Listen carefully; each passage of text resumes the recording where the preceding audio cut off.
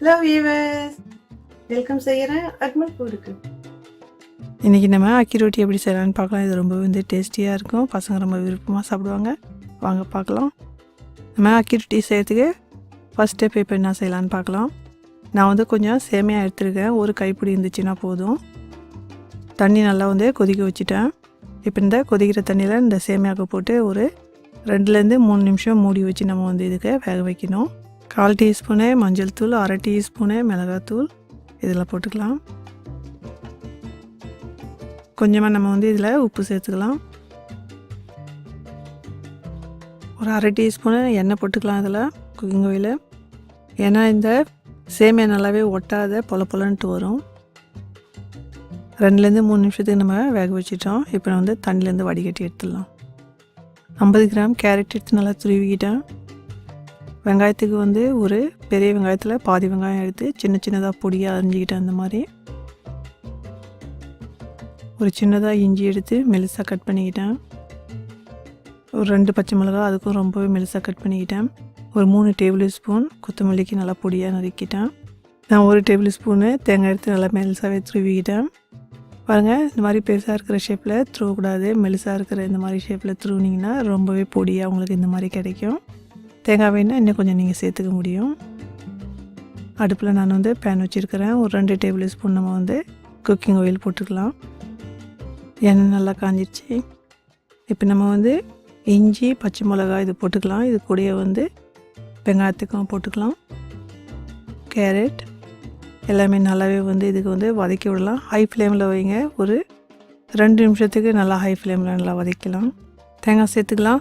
1 நிமிஷத்துக்கு இதுக்கும் வதக்கி விட்டுக்கலாம். எல்லாமே சேர்த்து நம்ம ஒரு 3 நிமிஷம் தான் எல்லாம் வதக்க போகிறோம். ஹை ஃப்ளேமில் வச்சு இந்த மாதிரி செய்யக்குள்ளே பச்சை வாசனை இல்லாத நல்லாயிருக்கும்.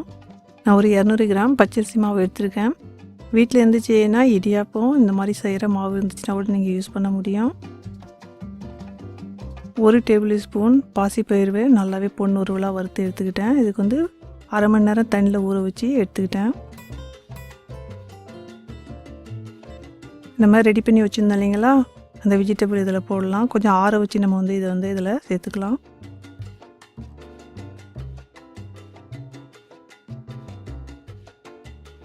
நம்ம ஊற வச்சுருந்த பாசிப்பயிறு இந்த மாதிரி நம்ம வறுத்து ஊற வச்சு போடக்குள்ள ரொம்பவே சுவையாக இருக்கும்.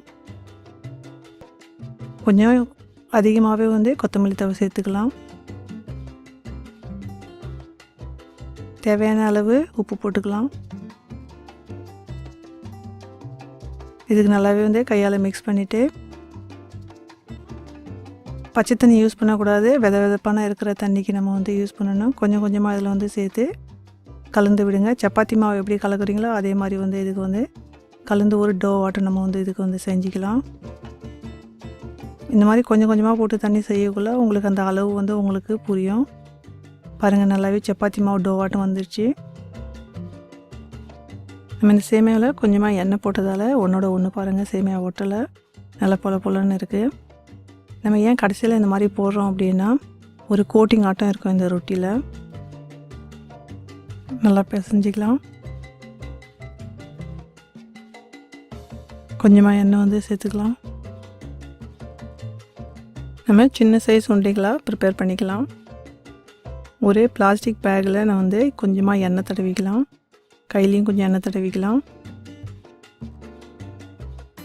கொஞ்சம் மெலிசாகவே இதுக்கு தட்டிக்கலாம்.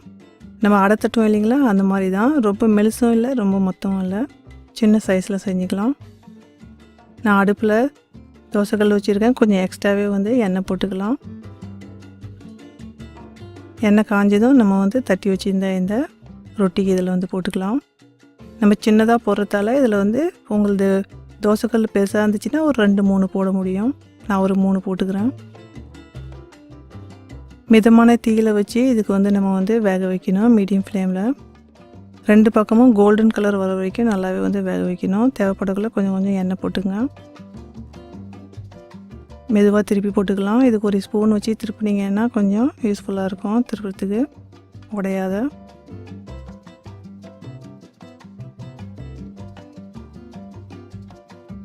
நம்ம தேவைப்படக்குள்ள அப்பப்போ கொஞ்சம் கொஞ்சம் எண்ணெய் போட்டுக்கலாம். நான் இந்த ரொட்டிக்கு 2 தடவை நான் நல்லாவே திருப்பி போட்டு கோல்டன் ப்ரௌன் ஆக்கிட்டேன். நம்ம இதில் சேமியா போட்டோம் இல்லைங்களா, இந்த கோல்டன் ப்ரௌன் ஆகக்குள்ளே இந்த சேமியா நல்லாவே வந்து க்ரன்ச்சினஸ் கொடுக்கும். எனக்கு வந்து ஒரு 9 ரொட்டி வந்துச்சு நான் போட்ட 200 கிராம் மாவுக்கு. பாருங்கள், ரொம்ப பியூட்டிஃபுல்லாக ஆயிடுச்சு. நம்ம வந்து இப்போ எடுத்துடலாம். பாருங்கள், பசங்களுக்கு வந்து நம்ம வந்து அரிசி ரொட்டி செஞ்சு தரக்குள்ளே அவங்க வந்து விரும்ப மாட்டாங்க. இந்த மாதிரி நம்ம வந்து இந்த அரிசி ரொட்டியில் செய்யக்குள்ளே ரொம்பவே விருப்பமாக சாப்பிடுவாங்க. உள்ளேயும் நல்லாவே வந்து சாஃப்டாக இருக்குது, வெளியே பார்த்திங்கன்னா நல்லா க்ரன்ச்சியாக இருக்குது. இந்த ரெசிபி லைக் பண்ணியிருந்தீங்கன்னா மறக்காத சப்ஸ்கிரைப் பண்ணுங்கள். Enjoy food.